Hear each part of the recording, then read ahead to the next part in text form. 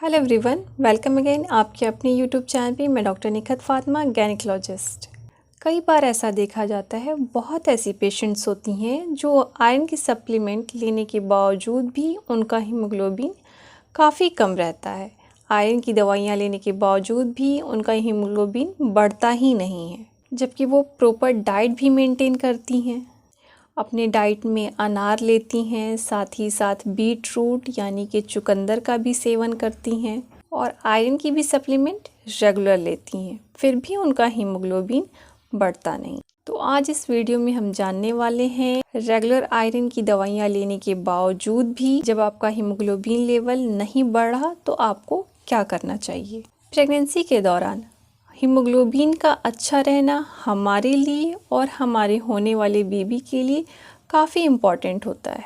जब हमारा haemoglobin level सही रहता है तो हमारे बेबी के पास और हमारे सारे ऑर्गन को जाने वाला जो ऑक्सीजन सप्लाई रहता है वो प्रॉपर रहता है। और जब प्रेगनेंसी के दौरान हीमोग्लोबिन कम रहता है तो बेबी अविकसित हो सकता है और साथ ही साथ समय से पहले डिलीवरी होने की चांसेस बढ़ जाती है, इन्फेक्शन होने की चांसेस बढ़ जाती है और डिलीवरी के समय हमें ब्लड देने की भी ज़रूरत पड़ सकती है। इसीलिए हमारा हीमोग्लोबिन लेवल का सही रहना बहुत ही महत्वपूर्ण होता है। तो आइए हम जानेंगे प्रेगनेंसी के दौरान जब हम दवाइयों लेने के बावजूद भी हमारा हीमोग्लोबिन नहीं बढ़ता, तब ये भी हो सकता है हमारे लेने में कुछ गड़बड़ी हो रही है। हम खाना खाने के बाद या चाय कॉफ़ी का सेवन करने के बाद या फिर दूध दही का सेवन करने के बाद जब हम आयरन की दवाइयाँ लेते हैं तो उस समय आयरन का एब्जॉर्प्शन कम हो जाता है और हीमोग्लोबिन बढ़ने में रुकावट आ जाती है। इसलिए जब हम आयरन का सेवन करते हैं तो एम्प्टी स्टमक, खाली पेट बिना कुछ खाए लेते हैं तो आयरन का एब्जॉर्प्शन बढ़ जाता है और हीमोग्लोबिन बढ़ जाता है। और ये जब आयरन टैबलेट हम लेमन जूस के साथ, ऑरेंज जूस के साथ या किसी भी खट्टे फ्रूट के साथ लेते हैं तो आयरन का एब्जॉर्प्शन भी बढ़ जाता है। कभी कभी ऐसा भी होता है हम आयरन की टैबलेट लेने से हमें डाइजेस्ट नहीं होता है, सूट नहीं होता है और हमें कभी कभी साइड इफ़ेक्ट्स भी दिखने लगते हैं तो हम आयरन की दवाइयाँ लेना बंद कर देते हैं। और कभी कभी बहुत ऐसी पेशेंट्स होती हैं जो आयरन टैबलेट लेना ही नहीं चाहती हैं और वो डाइट से ही अपना आयरन लेवल इम्प्रूव करना चाहती हैं। या कभी ऐसा भी होता है पेशेंट रेगुलर आयरन सप्लीमेंट लेती है, एम्प्टी स्टमक मेडिसिन्स लेती है, लेमन जूस के साथ मेडिसिन्स लेती है, फिर भी हीमोग्लोबिन नहीं बढ़ता है। इसका मतलब है हमारा आयरन का एब्जॉर्प्शन हमारी बॉडी अच्छे से नहीं कर रही है।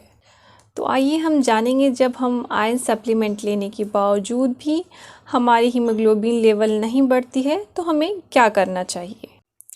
जब प्रेगनेंसी में फर्स्ट ट्राइमेस्टर के बाद सेकंड ट्राइमेस्टर में हीमोग्लोबिन की मात्रा 7 से 9 के बीच रहती है तो इसका मतलब है हमारा आयरन एब्जॉर्प्शन ठीक तरीके से नहीं हो रहा है।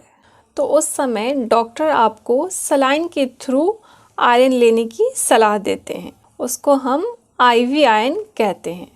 ये आईवी आयरन कब नहीं देनी चाहिए। नंबर 1, प्रेगनेंसी के फर्स्ट ट्राइमेस्टर में ये आईवी आयरन नहीं देनी चाहिए। नंबर 2, अगर आपको पहले कभी ये आईवी आयरन यूज़ किया होगा, अगर इसका कोई रिएक्शन हुआ होगा तो भी इस आयरन को नहीं लेना है।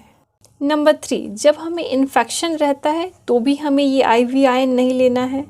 नंबर 4, कभी ऐसा भी होता है कि लीवर एंजाइम डिस्टर्ब रहता है तो भी आपको आईवी आयरन नहीं लेना है। वैसे ये आईवी आयरन बहुत ही सेफ़ होता है हमारी हीमोग्लोबिन बढ़ाने में और इसके साइड इफ़ेक्ट भी बहुत ही कम रहते हैं और इसका इफ़ेक्ट भी हमें बहुत ही जल्दी मिलता है। तो आज इस वीडियो में हमने जाना जब हम दवाइयाँ लेने के बावजूद भी हमारी हीमोग्लोबिन नहीं बढ़ती है तो हमें इस कंडीशन में क्या करना चाहिए। आई होप कि मैं ये वीडियो आपके लिए हेल्पफुल हो, तो लाइक, सब्सक्राइब एंड शेयर ज़रूर कीजिए।